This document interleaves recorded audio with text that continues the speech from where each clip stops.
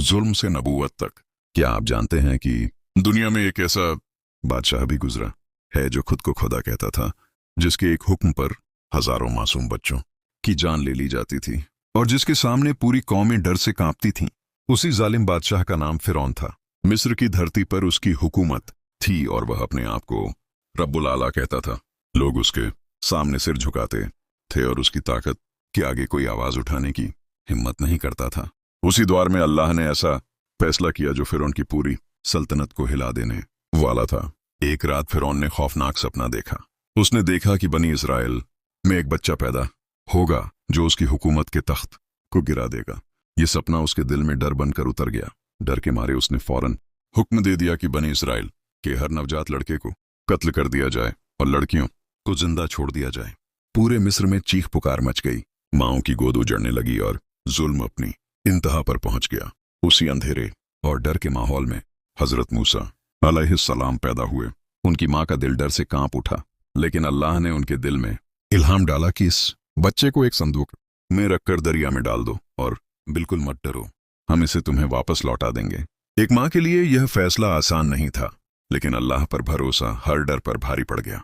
उन्होंने बच्चे को संदूक में रखा और दरिया के हवाले कर दिया। दरिया की लहरें उस संदूक को बहाकर सीधे फिरौन के महल तक ले आईं।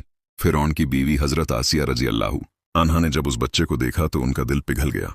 उन्होंने फिरौन से कहा कि यह बच्चा मेरी और तुम्हारी आंखों की ठंडक है, इसे कत्ल मत करो। जिस बच्चे से फिरौन डरता था, वही बच्चा उसी के महल में उसी के खर्च पर पलने लगा।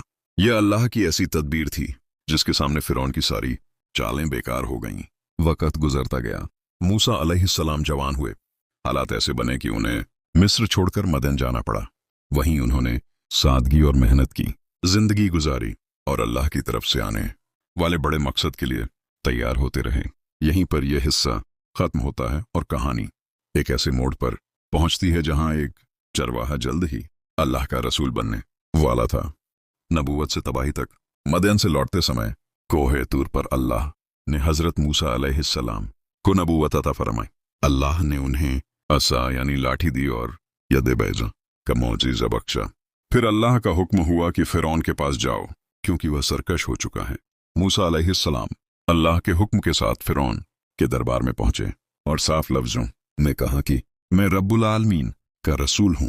फिरौन ये सुनकर हंस पड़ा और बोला कि क्या मैं तुम्हारा रब नहीं हूं? मूसा अलैहिस्सलाम ने अल्लाह के हुक्म से अपनी लाठी जमीन पर डाली और वह एक जिंदा सांप बन गई। पूरा दरबार सन्न रह गया। फिरौन ने इसे जादू कहकर टालने की कोशिश की और अपने जादूगरों को बुलाया। मुकाबला हुआ। जादूगरों ने अपनी रस्सियां डालीं, लेकिन मूसा अलैहिस्सलाम की लाठी ने सब कुछ निगल लिया। यह देखकर जादूगर बिना किसी डर के सजदे में गिर पड़े और बोले कि हम मूसा और हारून के रब पर ईमान लाते हैं। फिरौन गुस्से से आग बबूला हो गया, मगर अब हक जाहिर हो चुका था। आखिरकार अल्लाह का हुक्म आया कि बनी इस्राएल को लेकर रातों रात मिस्र से निकल जाओ। मूसा अलैहिस्सलाम अपनी कौम को लेकर चल पड़े। सामने समुंदर था और पीछे फिरौन अपनी फौज के साथ आ पहुंचा। इस नाजुक घड़ी में मूसा अलैहिस्सलाम ने अल्लाह के हुक्म से अपनी लाठी समुंदर पर मारी और समुंदर दो हिस्सों में बढ़ गया। बनी इस्राएल उस रास्ते से सुरक्षित पार हो गए। फिरौन अपनी घमंड में उसी रास्ते पर उतरा, लेकिन जैसे ही वह बीच में पहुंचा, समुंदर फिर से जुड़ गया। वही फिरौन जो खुद को खुदा कहता था, वही फिरौन जो ताकत और घमंड का निशान था, पानी में डूब गया।